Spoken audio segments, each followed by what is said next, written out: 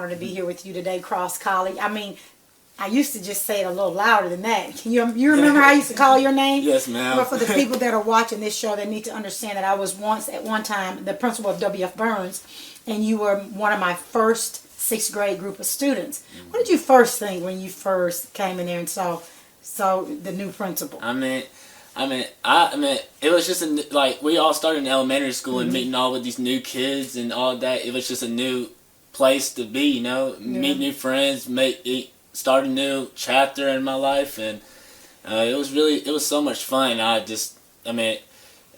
For a new principal, you know, and so I'm like, I don't know her that well, and so I'm just gonna listen to my teachers and try to be good and all. And did it always work out for you that way? Not always, but but you were a great kid. I must honestly tell you, and I appreciate you doing this with us today. And you know, we met when there was, I think in the 6th grade, a little small issue came, something very small. You never really been a kid that gave me a lot of problems, but I met you and we had a conversation. I met you for the first time in my office in the 6th grade, and you were doing what 6th graders do, maybe just doing something silly. And I remember saying to myself when you left my office, man, there's something about that kid. Not knowing that your grandmother she worked at the post office, and I would go in there and get the mail, and she knew me, but I had to be honest to myself. I didn't tell her that, I don't think at the time. I couldn't remember who she was really talking about, not knowing that I had just really had a conversation with you. And we moved on, and I learned a lot of things about you personal that we'll bring out in the show. And I said, man, this is who I was in the 6th grade. Just not, no, I was bad. Now you, yeah, so let me take that back. But it was more, I needed somebody to understand that I was needing a little more attention. And so I was asking for it in different ways. And I think that's what I was figuring out about you, is anytime you come in my office or anytime there was an issue, I would think to myself, man, this kid is me. Not knowing what was going on with you, and just getting to know you, just liking you. And so you made football. Yes, ma'am. And how did that feel to become a football player at the middle school? Well, I only played football in rec one time, and I found out I didn't really like it back then. And so all my friends were playing football, and so I was like, give it a try. And so my 7th grade year, I played. We went undefeated. Right, and, special year. And I didn't really do much that year, and I was like, man, I want to better myself. I want to outdo myself. And my uncle Ken, he used to play football for Lynette. Right. And he was apparently he was a big defensive player. Right. And he played defensive end at my position. Right. And I just told when I left that season, that 7th grade year, I was like, I could have done way better. Right. I have the talent, I have the size to be better, you know. And that my 8th grade year, I was like, this is gonna be my year. And so I went, man, every practice I took serious. I stepped up and be a leader. We had some great players. We had DJ Baker, KD, Caitlin, Dylan Earl. Yeah, you're talking about my favorite group. All kids are but there is a special group, and if everybody's honest, there's that group of people that have their different challenges. That group of kids, y'all went undefeated for 2 years. Yes, ma'am. Under Coach Phillips, who was phenomenal. I love working with him, but that was a special group of kids who had their own different set of issues. So I like what you said, and I need the people to hear this. You said, I wanted to be better than me. You didn't say I wanted to be better than any other defensive player on my team. You didn't say I wanted to outdo my teammates. You said I could have done a lot. I wanted to better myself. Right. And it was hard coming from a kid who has faced some challenges like yourself. Yes, ma'am. So for you to be so young and so aware as a 7th grader that you needed to better yourself, where did that come from? It came through like personal stuff, you know, and like for instance, my mother, right, that's been through some hard, difficult stuff, and we talked about that one time in my office, and that's where the public doesn't know that I knew that you were me. Different situations, same situation, and I say that like my mom had a hard time, and it's good that you say it that way. A lot of people are still 40 years old blaming things on their parents. But you never said that. You never said, and I had to realize, because I think when I called to a parent, a guardian, I got your grandmother, and that's how our conversation started. I realized then, this kid, I knew it was something special because I lived with my grandmother, and I've always loved grandmothers. Now, elaborate on what you're saying, because you have such love for your mom, and I appreciate that. I mean, I just love her to death. I mean, if she was here right now, I mean, she does everything to help me, you know? I mean, if she was here right now, she would have been to all my games, do all that she can for me. And when I mean better myself, I'm talking, like, my mom made me want to do better, you know? Right. Most games I play for her. I play for my family, my grandparents, just different people in general. But my mom is a big impact in football and any sport. Well, and it's amazing that you said she whatever her situation is, kept her from being able to come to your game, but it didn't keep you from honoring her. I think a lot of kids need to understand that, and that's really why I wanted to interview you, because I've already talked to you about your mom, and I knew your place as your stance on your mom. A lot of kids need to understand, sometimes parents, not always, but sometimes parents are having a hard time too. And sometimes they do the best that they can at the time, and that's what I decided about my mom. Now, I wasn't as wise as you so young. It took me a lot of time, but I'm glad I realized it before she passed away, that she did what she thought she could do best, and she was doing the best she can. So that's how you felt about your mom. Yes. If she could be, she would be. And whatever her issues were that was keeping her from that, it didn't stop you from honoring her. Exactly. Awesome. 7th grade, your team went undefeated. Yeah, that was the first time, I believe, in the history of the 7th grade at W.F. Burns. Yeah, they went undefeated. Yeah, so you all were change agents. It was big, and at first we had to do some research on that, and I was like, man, under the leadership of the team that we had there, and under the leadership of the kids, because you just said it, you decided to be a bigger leader. And hopefully, that's the message I try to send to you guys every day. Leadership is influence. And so we went on. We had a great year. You and I got to know each other a little more. I never missed a game. And I think it was one part. We went on to the 8th grade. That's when you really get a championship. So even though we were undefeated in the 7th grade, they don't kind of acknowledge it like they do when you get in the 8th grade. So you decided to be a better player. Yes. Tell me some of the things that you did to better Kross. I mean, I just took every play seriously. I mean, I took every play like it was my last. Yeah, I took advantage of that. And so, I mean, every day, every play, I just took it serious. Like, I mean, because you never know. One play could be that final second, that touchdown that you needed, Right. That one last tackle you needed. And so, I mean, that was probably one of the best seasons I ever had. And also, we'll go back and let people know that once you started playing football, we started noticing how your behavior and your grades started to improve. So athletics is, I believe, when you have the right group of people supporting you, the Coach Phillips and your other coaches that were there to support you, and your teammates, and your friends, and in the right group of teachers. How did they play a role in your change and your being successful? Some of your teachers and some of your coaches. I mean, it played a big part. I mean, if you get in trouble in school now, I mean, your coach will find out a way to straighten you up, And so, I mean, but I take school just as serious as football, I mean, hopefully, recently I've been getting after school, getting good grades and all that, and so, I mean, if you think about it, football is just like school. You gotta keep on working on it every single day. It's discipline. Discipline. That's the part. So a moment ago we were having a conversation, and we'll get into some of your and I needed people to meet this fantastic kid, and then we'll go back and talk about how he was emerged. You had gotten into a couple things, some things though that when I first took over the job was a disqualification immediately for being an office aide. Like some of the things that kids do, it doesn't have to be big things. You don't have to be but some little small things, because office aide is a privilege. An office aide is a privilege. So they usually go and get the kids that have all A's and B's at least. They never had a referral. Those were some of the qualifications. You've never been in the principal's office. those kids that I believe they don't really exist.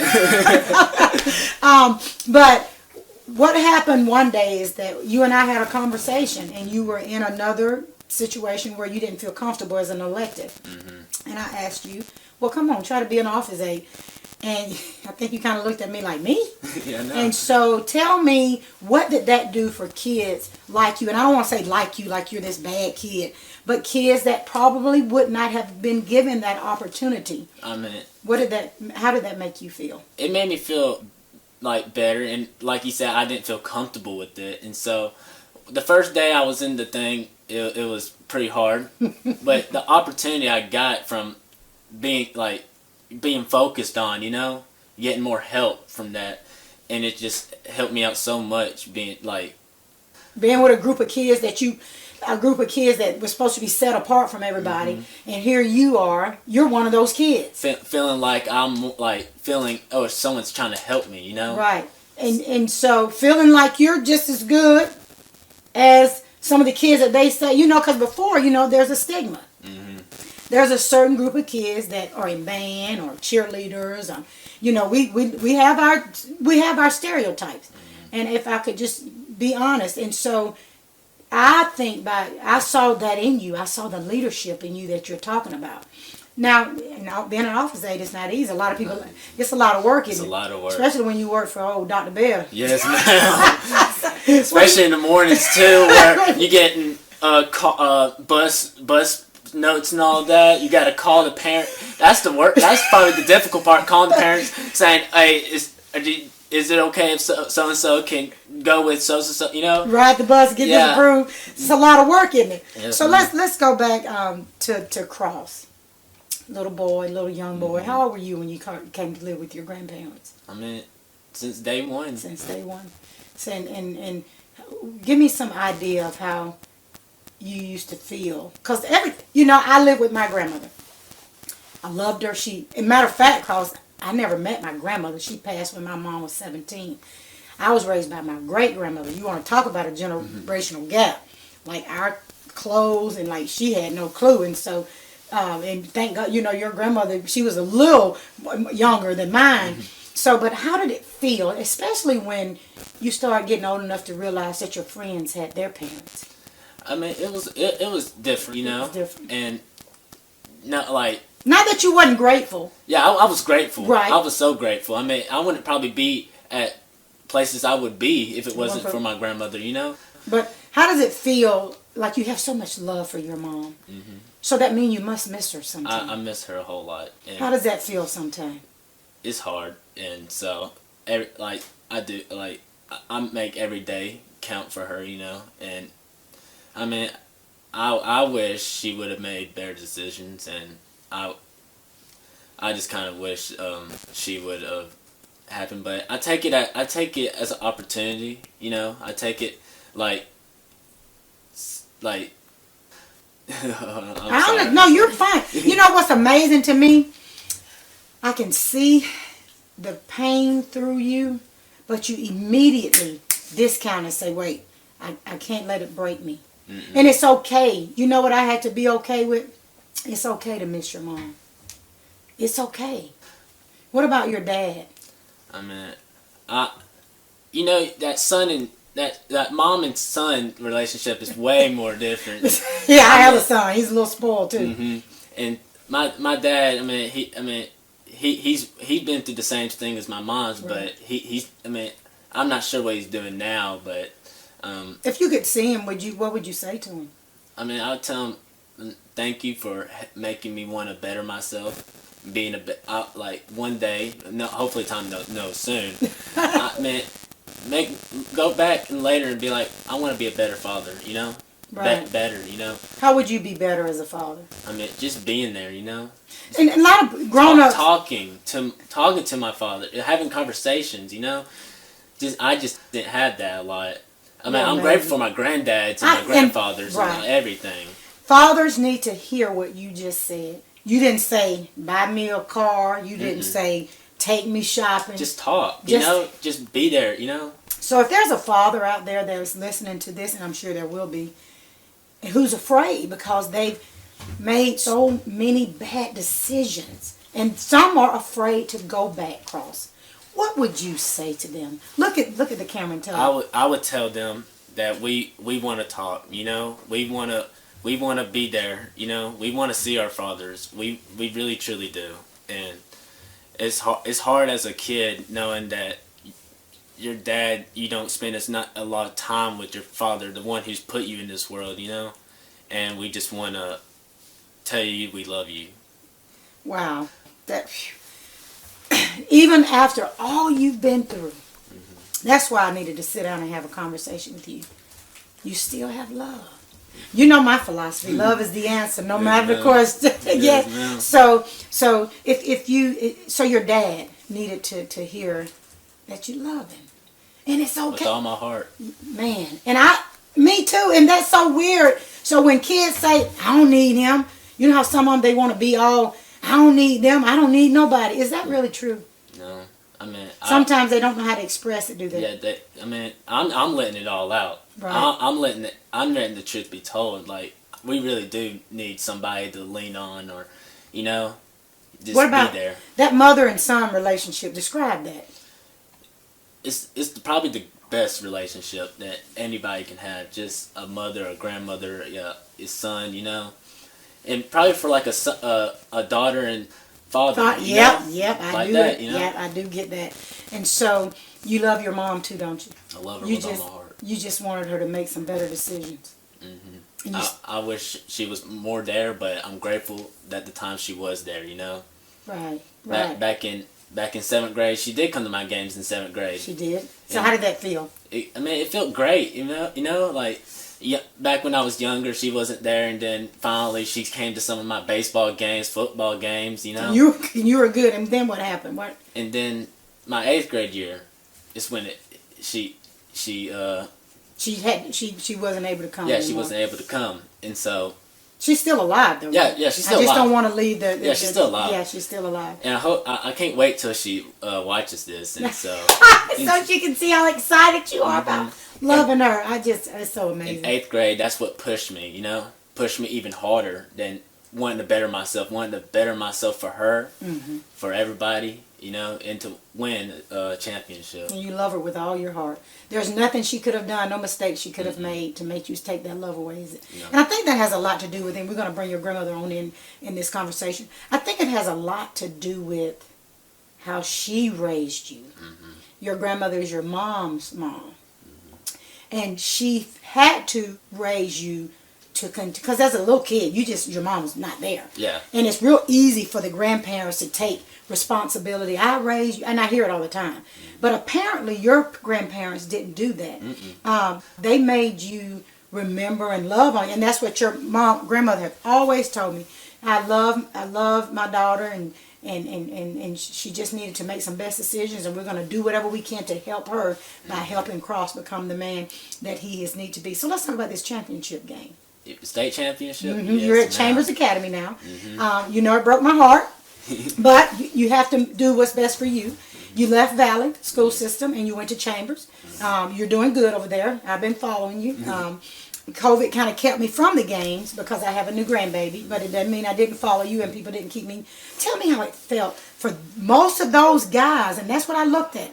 The guys whose name you called out with the exception of a few, is on that team because a couple of you decided to make that decision to go to Chambers. How did it feel to win that game with those guys? I mean, it was probably the best. Like it was probably a time to remember, you know. And with some of those players like John White, Hunter Burdett, it was Ben Brook, and then some of your new teammates that you've allowed to meet. How does it feel as Kross Collie to come from all these challenges as a child, who still loved his parents, who his mom would come to the games and then something happened, she couldn't come back, go undefeated, transfer schools, and become a state champion? How does that feel? What does that mean for Kross? It means the world, you know. I mean, I worked so hard this summer, every single practice, workout, every lift, every snap of the ball, you know. And I mean, when you're there at that that's your Super Bowl. That's your national championship, you know? Oh, here you go. You're an Alabama fan, aren't you? Yes, man. I'm praying for you. No, I knew that's what you were. Yeah, that's your Super Bowl. What's next for Kross College? Hopefully get a basketball state championship, a baseball state championship, repeat, right? Get into college, hopefully get a scholarship somewhere, keep doing good in my grades, and hopefully go to the next level. You're already thinking about being a better father. Mm-hmm. Tell me about that. What besides talking, you want to go to college? Mm-hmm. You want to how did you get all of these wonderful things instilled in you? What did you learn from your grandparents? Your granddad? Let's start with him. What did he teach you? He's done everything for me, you know. I mean, from both sides, because, you know, my grandparents, they divorced, and so I have two. Grandfathers. Gotcha. And so them two, both, my David and Rick, they done everything for me. They're the reason why I am Kross College, you know. They're the ones who built me, you know. Wow. And, I mean, they done everything in the world they could do for me. You remember one day in Miss Copeland's class, you walked in. I was letting you guys know you were 8th graders. Mm-hmm. And it was a hard transition for us because I was going to miss you guys. I loved you so hard. And I think every group of kids, people say I love hard. I do. And I remember one day you saying to me, you said, you going to still come to our games, Dr. Bell? And I said, yeah, I'm going to still come to your game. You said, you going to still call my name. Yeah. You remember that? Yes, ma'am. I remember. And I said, yeah. I said, do you hear me? And do you remember what you said to me?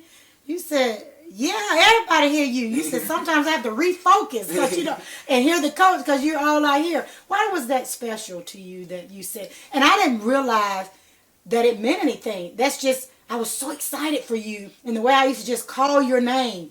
Mm-hmm. I don't think no other person has ever called it. But why was that important to you? Because knowing I have when you're on the field, you're focused on that. And every time I heard you call my name, knowing someone's out, you know, someone is there, you know, calling your name, calling my name, watching me, you know. And you were so wonderful. Mm-hmm. So I called your name because you were such a wonderful athlete, not realizing that it was something that you remembered. But they need to hear what you said. You said knowing just someone believed enough in you to call your name. Like you, wonderful grandparents. But so do teachers and principals make a difference? Yes, of course. Yes. You know, watching the game and being in school, you know, I mean, just knowing the teacher's there to help you, knowing when they call your name, they notice, hey, you know, like, what is this? And I'm here to help you. Right. You know, someone's here to help you. And it's all about kids at that age needing help, don't it? Mm-hmm. So you're over this. When teachers just assume. What would you tell a teacher who says, well, I can't fix what's going on at home? Because that's not how we saw it at Burns, is it? No, I mean, if someone was, if a teacher noticed at W.F. Burns if some student needed more help, they would focus on them, you know? Well, they would still help everybody else, right, of course. I get what you're saying. They would go to probably, pull them aside, you know? Because I remember Sheffield. Miss Sheffield, she pulled me over one time. She said, is everything doing good at home? I said, yes, ma'am. And it was around the time where my mom. Wow. And so she could notice it. So what you're saying is even though you told her everything's okay, she noticed the change. She noticed the change.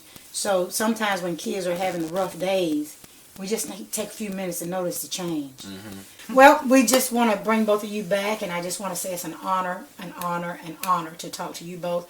I was so glad to hear how the love that you have for your mom. I'm so glad to hear the love that you instilled in him to have for his mom, because it resonates the love that you have for your daughter. And young people, they need to be on the lookout for you, Kross. You're going places. You are. If there's anything you want to say to Kross, what would it be? What do you want to say to him this week? Well, number one, I love you more than anything I can think of, any human being on the face of the earth. And I'm proud of you. I'm proud of the young man that you are becoming and have become. Good. I am too, Kross. You're going to do great things. You are. Anything you want to say to your grandmother? Thank you for being there. Say that a little louder. I would just like to say thank her for being there and just all the stuff she's done for me and the places that she took me. And I mean, I don't if anybody in the world, it would be you. Oh, how sweet is that? Mm-hmm. Well, thank you. Oh, I love it. I love it. I love it. Don't make me cry. No, this has been Emotional. Yeah. no, it's just you've been through a lot. And y'all have come through a lot. And God is going to bring you through even more. I'm just going to pray for your baby girl, that God, and your mom, that and you continue. You know what's going to bring her through this? Your love. That's right. You keep, and the next time you talk to her, you just say, Mom, I just want you to know, without a shadow of a doubt. That's what I said right before my mom passed away. I said, do you know how much I love you? And she said, yes. That was the best feeling. So you remind her every chance you get. There's nothing she could do to make you not love her. And there's nothing you can do to make me not love you either, Kross, Skylar. Well, I love you. And thank you guys so much for watching. What a fantastic time with this young man. I see big things for you. Y'all be on the lookout for Kross Collie. I appreciate their time, and we thank you so much. Take care now.